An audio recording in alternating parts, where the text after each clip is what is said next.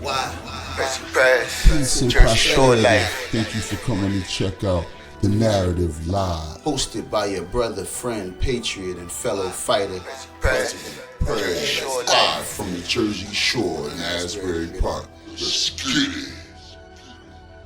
Peace and great prosperity to my fellow American brothers and sisters. Thanks for coming to share a moment with The Narrative Live, hosted by your brother, friend, patriot, and digital soldier, President Prez. Live from the Jersey Shore in Asbury Park. Yes, your brother's still blessed and elect, fresh and always living his best. Firstly, as always, I give all the praise and honor to the Most High God, our Father, and only by faith do I live, breathe, and have my being.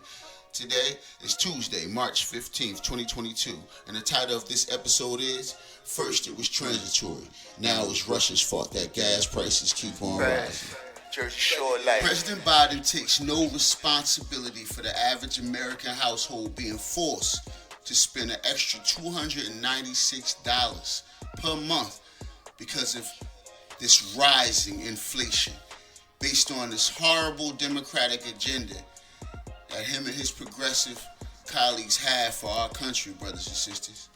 He refuses to take the blame mostly because of the progressive climate squad that has apparently taken the helm of an already morally degraded party.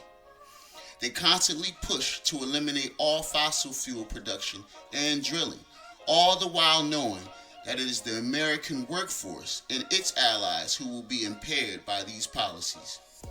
The need for energy independence was shown clearly only a few years ago, when our generation realized that reducing the cost of oil for the average American taxpayer not only lowered a hidden tax on the middle class, it empowered our allies by reducing the need to secure this vital product from any of our economic adversaries. Now Beijing Biden is choosing to place the accountability on Vladimir Putin of Russia. He is now claiming that our rising inflation and gas prices are because of the very sanctions that he himself placed on the country that his pathetic policies have only empowered since he took office. Since that very day Joe Biden's administration began his campaign against the American energy independence and our energy production. The Biden administration and the lamestream media continue to pound the American psyche with helping a foreign country defend itself and with protecting the territorial integrity of Ukraine, instead of attending to the multitude of crises currently devastating our homeland.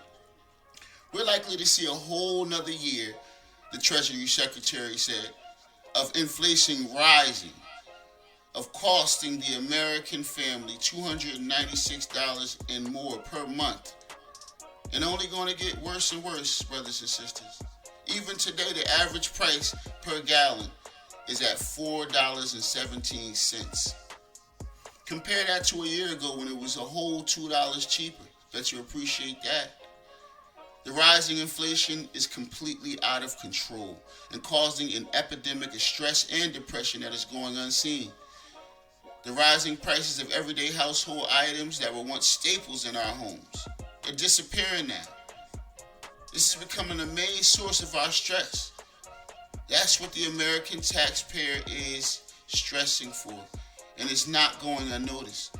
The Biden administration has attempted to spin the cause of this rising inflation again and again. First it was transitory, then maybe inflation is good. After that it was corporate greed and the big bad greedy oil companies. And now it's Russia's fault. We're not buying what you're selling, Mr. Biden. The horrible policies of the Democratic Party were proven to be the primary reason for many formerly beautiful American cities being degraded and demoralized and almost destroyed. It is a shame to now see this disastrous leadership in action, live and in color. A change must be coming soon. November can't come too soon enough, brothers.